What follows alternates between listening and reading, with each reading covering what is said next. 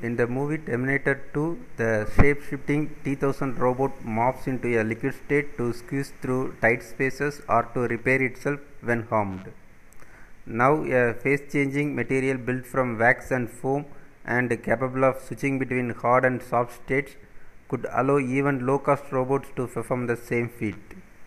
The material developed by MIT researchers could be used to build deformable surgical robots. The robots could move through the body to reach a particular point without damaging any of the organs or vessels along the way. The robots built from this material could also be used in search and rescue operations to squeeze through rubble looking for survivors.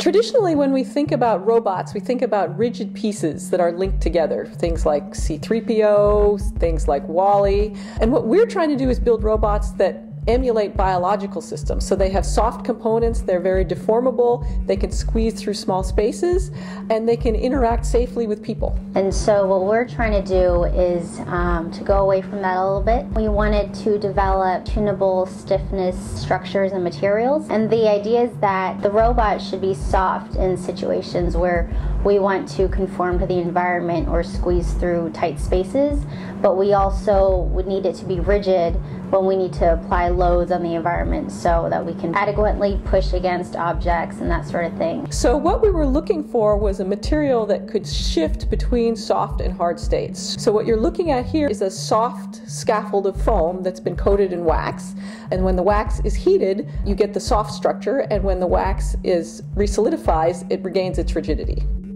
So imagine if your components were more compliant and perhaps increase the robot's capabilities. So for example, if you wanted to use this composite foam wax that has tunable stiffness properties to make some autonomous robot or to control the shape of a robot, you can have different segments of the foam coated in wax and selectively change the stiffness of them. So let's say if you have 3 segments and you wanted to just bend the middle one, you keep the outer 2 segments rigid in the cooled state and you heat up the middle one so that it softens, and you can bend it, for example, by pulling a string or a cable that goes down the length just to bend that one. And of course, if you want that shape or that segment to freeze in its new shape, then you let it cool in whatever bent position at room temperature.